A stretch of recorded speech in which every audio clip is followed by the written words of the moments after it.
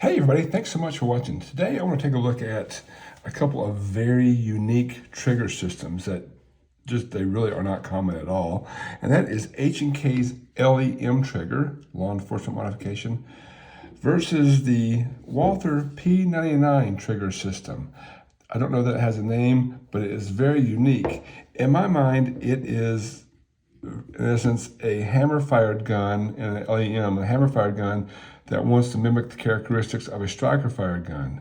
And in the case of the Walther, which is a striker-fired gun, it seems to want to mimic the benefits of a double-action pistol. So again, very, very unique trigger systems that if you don't know about, hopefully this will show you something about them. And if you do know something about them, please sound off in the comments, because people who may be researching LEM or are curious about why the Walther is so unique, they find your comments super interesting or helpful. So again, thank you for watching. Without further ado, we'll take a look at H&K's LEM trigger versus the Walther P99 trigger system. Before we start that, I have a traditional double action, single action gun I'll show you, and a traditional striker fire gun I'll show you, and reference those as we go along. All these guns have been safety checked, but I'll do the dance anyway. So a normal double action, single action hammer fired gun like this is called double action, single action because double action is a very heavy pull. It's almost a safety feature that you're not going to pull this on accident. When you pull the hammer the first time, there's two actions, double action. The first action cocks the hammer like this, and this is really heavy to pull, and then it releases the action. After your first shot, the slide cycles, hammer stays back, and now you're in single action. You notice that when I pull the trigger now, the hammer's already back. It just releases the hammer. So the first pull is double action. Everything else is single action. That double action is almost a safety, because as you holster it, you're not going to pull this on accident because it takes a lot of grip. You can see my finger turning red when I pull that. So normally people will load a magazine in here, rack the slide, put it around the chamber, and the hammer is cocked back. You can then decock the weapon, and now the hammer is down. It's in double action mode. When you holster it, you put your thumb on the hammer and put it in, and you're double action, single action. So that is a double action, single action gun. The thing many people don't like about these is the two different pulls. The first pull is very heavy, and then after that, they're the same, but they're not consistent. A striker fire gun, on the other hand, has a very consistent trigger pull. It also, safety check, there's no magazine in there. You insert a magazine, rack the slide like we did, and then you have one trigger pull. Your safety is this little magic dongle here that if you don't depress, the trigger won't pull back. So depress the dongle and you have a trigger pull. Magazine resets, or slide reciprocates. Then you have the same pull again. Same pull again. Very consistent trigger pull all the time. You don't have the benefit of when you holster and putting your thumb on the hammer and or having the double action pull. Every pull is the same, but the only safety you have is this little magical dongle there. So when you holster it, hopefully nothing gets caught in here, like your holster or leather or t-shirt, that would depress that, and so you would then shoot your junk off. Really probably not going to happen, but that is the benefit of a striker fire gun, consistent trigger pull. So now let's look at H&K's LEM system. Again, this is a hammer-fired gun, you can see here. And it is a double action gun in that you pull the trigger and the hammer cocks back like that. But what this does, it wants to mimic a consistent trigger pull of the striker fire gun. It can be a double action gun if you put a magazine in here. Well, actually it cannot be. It can't be, sorry. You load the magazine in and then you rack the slide. You still have the benefit of the hammer that you can put your thumb on the hammer itself and there's no way to fire it. But your trigger pull now, instead of being the big double action pull we saw earlier, let me do that first. If there's nothing in there, the trigger pull, double action, is insanely heavy, and it cocks the trigger and fires it, but really, really heavy.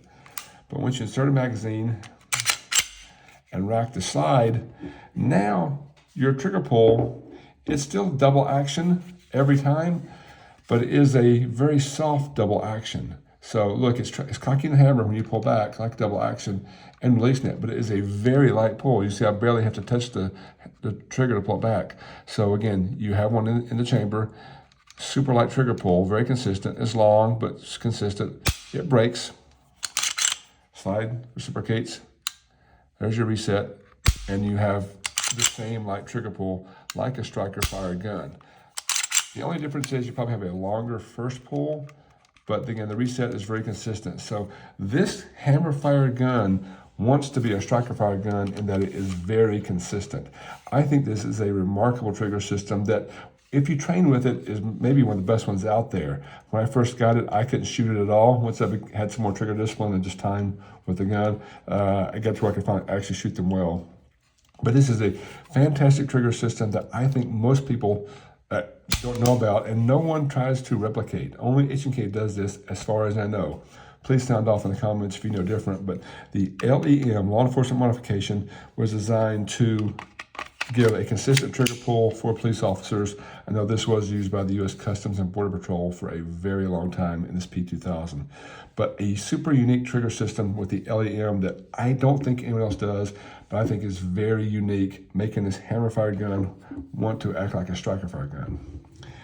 Now, an even more unique trigger system is in this Walther P99.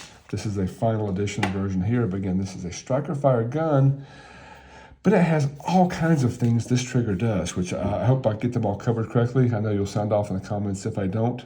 But again, striker fire gun, note it does not have the safety dongle on here that the H&K had. They are clear there.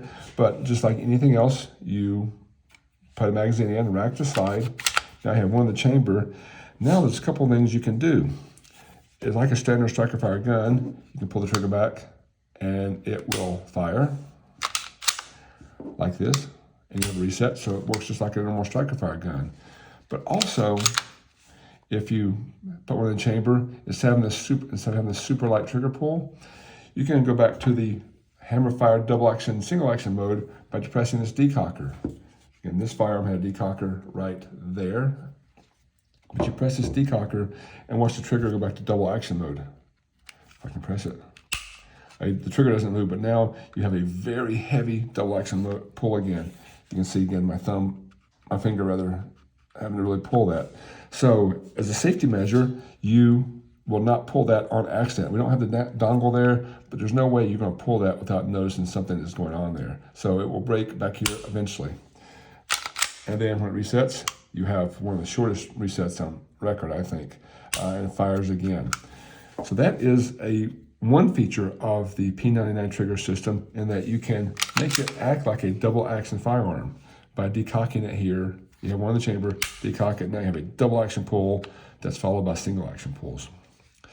It has another couple of features too that are interesting. This has a stress-free mode, which again, this one I don't understand, and I would never attempt at my house, maybe at the range. But again, we've racked the slide. There's one in the chamber now. Oops, I did it on accident already. Let me decock it. There you saw the trigger move. So put one in the chamber. You now have a lighter trigger pull, but it's a long trigger pull, you may have noticed. Let me do that first. You have a very long trigger pull. You'll hear a click. And then there it breaks.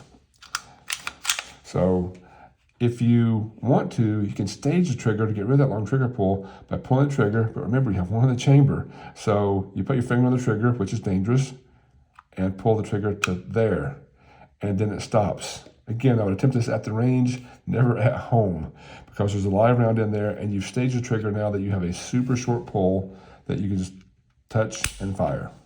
Again, this thing has a remarkable reset that goes to here. So this striker fire gun tries to mimic the best features of a double action, single action hammer fired gun. And again, as far as I know, only Canik has tried to replicate that trigger system. And it's not on one of the more popular models. I think it's there's just called DA for double action. And the P99 is now been discontinued. So this trigger system never really caught on. But I think it's actually one of the most unique trigger systems I have ever seen, in the fact that you can load it, and then you can pre-stage the trigger if you wanted to, which feels weird, or you can decock that and go back to double action, single action. And once you do that, it resets and has one of the best triggers I've seen with a reset. So again, just very interesting to me that all the engineering that goes behind all these fabulous firearms. And I love the fact that H&K and Walther designed these very, very unique trigger systems that really aren't common and most people don't deal with. Again, I appreciate you watching this far in the video, and would love to hear your thoughts on either the LEM trigger or the Walther P99 trigger. Thanks again for watching.